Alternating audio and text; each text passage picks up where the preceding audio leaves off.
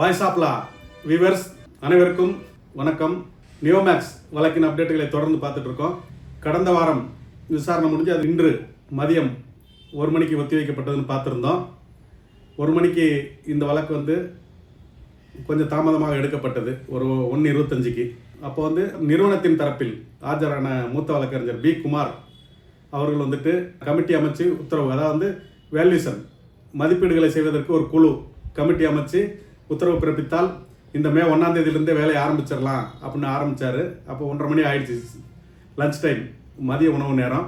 அதுக்கப்புறம் என்னென்னா ஜட்ஜுக்கு நீதியரசர் மாண்புமிகு பரத சக்கரவர்த்தி அவங்களுக்கு 2:15 பிறகு பெஞ்சு 2 ஜட்ஜு பெஞ்சில் வேறு சில வழக்குகள் விசாரணைக்கு இருக்கிறனால முடிச்சுட்டு 4:45 வந்துடுறேன்னு சொல்லியிருந்தார்.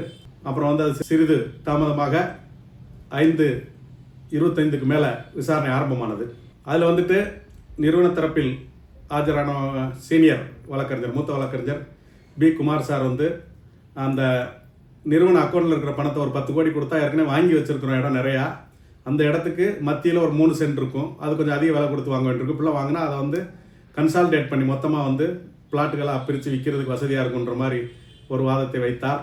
அதைத் தொடர்ந்து அந்த தேனி சங்கத்தின் சார்பாக வக்கீல் ரஜினி மேடம் அவங்க அந்த நிறைய மக்கள் பிளாட் வேணும், இடமா வாங்கிக்கிறோன்னு சொல்லியிருக்காங்க. அந்த மனுக்களை அவங்ககிட்ட வாங்கப்பட்ட அப்ளிகேஷன்ஸு அதெல்லாம் கோர்ட்டுக்கு கொண்டு வந்திருக்கிறோம், அது வெளியே இருக்குது அப்படின்ற மாதிரி அவங்க சொல்லியிருந்தாங்க.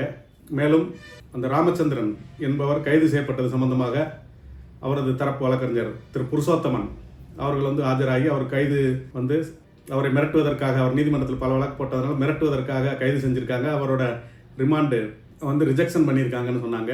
ஆனால் அரசு தரப்பு வழக்கறிஞர் ரிமாண்ட் ரிஜெக்ஷன் பண்ணலை, டேர்ன்பிட் ஜட்ஜ் ஓன் பாண்டில் தான் விட்டுருக்காங்க, அதாவது சொந்த ஜாமீனில் விட்டுருக்காங்க, அவர் ஜாமீனில் தான் விட்டுருக்காங்க, அவர் வயது கருதி 71 வயசாகுது, வயதை கருதி விட்டுருக்காங்கன்ற மாதிரி வாதங்கள் நடைபெற்றது. அமலாக்கத்துறை சார்பில் ஆஜரான வழக்கறிஞர் அதுக்கு பதில் மனு இன்னும் தயாராகலை, அவங்க மேலதிகாரிகள்ட்டெல்லாம் கேட்டு தான் ரெடி பண்ணி கொடுக்க முடியும் அந்த வழக்கறிஞர் தெரிவித்தாங்க. அதைத் தொடர்ந்து வருமான வரித்துறை வக்கீல், இன்கம் டேக்ஸ் வக்கீல் என்ன சொன்னாங்கன்னா, இப்போ வரைக்கும் அவங்க நிறுவனம் 50 கோடி வருமான வரி பாக்கி உள்ளது, அதுபோக கேஷ் டிரான்சாக்ஷன் பணமாக எவ்வளோ பேர்ட்ட பணம் வாங்கினாங்க, அக்கௌண்ட்டில் வாங்காமல் நேரடியாக பணமாக வாங்கினது எவ்வளோன்றதெல்லாம் கணக்கு பார்த்துட்ருக்கணும், அதை சொல்கிறோம். அதுக்கு கால அவகாசம் வேணும்னு கேட்டாங்க, இடியும் கால அவகாசம் கேட்டது. அதுபோக சொத்துக்களை ஏலம் விடுவதாக இருந்தால் அதில் இந்த பாதிக்கப்பட்ட மக்களை ஏலம் எடுக்கிற மாதிரி ஒரு வாய்ப்பை கொடுங்கள், அவங்களுக்கு பணம் போடாமல் அந்த பிளாட்டை ஏலம் எடுத்துக்கிட்டாங்கன்னா அவங்க எவ்வளோ போட்டிருக்காங்களோ அதை கழித்து அட்ஜஸ்ட் பண்ணிக்கோங்கன்ற மாதிரி வாதங்கள் வைக்கப்பட்டது. அப்போ மற்ற வழக்கறிஞர்கள் என்ன சொன்னாங்கன்னா, அந்த பாதிக்கப்பட்டவர்கள் மட்டுமே நிறுவன சொத்துக்களை ஏலம் எடுக்கிற மாதிரி ஒரு ஐடியா கொடுங்க, ஒரு உத்தரவு பிறப்பிக்கணும் அப்படின்னு சொல்லும்போது நீதியரசர் என்ன சொன்னார்னா, வெளியாட்கள் வந்தால் தான் கொஞ்சம் அதிக விலைக்கு போகும், பாதிக்கப்பட்டவங்க மட்டுமே அதிக விலை போகாது அப்படின்ற மாதிரி ஒரு இதை சொன்னார். அது மாதிரி அந்த பணத்தை ஏலம் எடுக்கிற பணத்தை அட்ஜஸ்ட் பண்ணிக்கணும், நிறுவனத்தில் பாதிக்கப்பட்ட முதலீட்டாளர்கள் அட்ஜஸ்ட் பண்ணிக்கணும்னு சொன்னாங்க. மேலும் இதில் நிறைய பேர் நோய்வாய்ப்பட்டவங்க இருக்காங்க, நிறைய பேர் இறந்துருக்காங்க, நிறைய பேர் தற்கொலை முயற்சி பண்ணிட்டு இருக்காங்க, அதனால் சீக்கிரம் இந்த வழக்கு முடிவுக்கு வரணும் அப்படின்னு கேட்டாங்க. இந்த வாதங்கள்லாம் கேட்டு எல்லா சொத்துக்களையும் கொண்டு அதுக்கப்புறம் மதிப்பீடு செய்து அதுக்கப்புறம் இந்த குழு அமைக்கணுன்ற மாதிரி ஒரு தரப்பு வழக்கறிஞர் வாதம் வைக்கும்போது, முதல்ல குழு அமைப்போம், அது வேலையை ஸ்டார்ட் பண்ணட்டும், அவங்க வேலையை போயிட்டு இருக்கட்டும், பிறகு தொடர்ந்து என்னென்ன செய்யலான்ற உத்தரவுகளை நம்ம பிறப்பிக்கலாம் அப்படின்ற மாதிரி நீதியரசர் தெரிவித்தார்.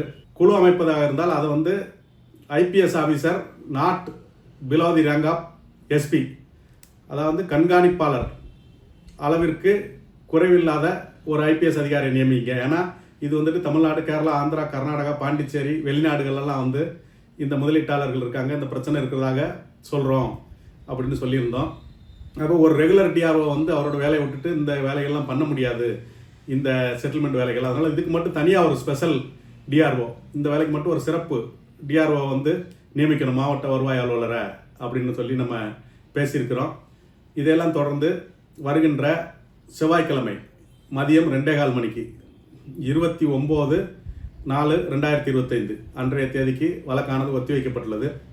நம்ம ஏற்கனவே சொல்லியிருந்த வாய்ஸ் ஆஃப் லா சேனலில் சம் டெக்னிக்கல் எரர்ஸ், அது சில தொழில்நுட்ப கோளாறுனால அப்லோட் பண்ண முடியல, அதனால் நம்ம வாய்ஸ் ஆஃப் லா 2லேருந்து அப்லோட் பண்ணுறோம், வாய்ஸ் ஆஃப் லா 2.0. இதை எல்லோரும் சப்ஸ்கிரைப் பண்ணிக்கோங்க, நண்பர்களுக்கு ஷேர் பண்ணுங்கள்.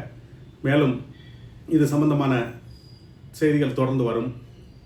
நன்றி, வணக்கம்.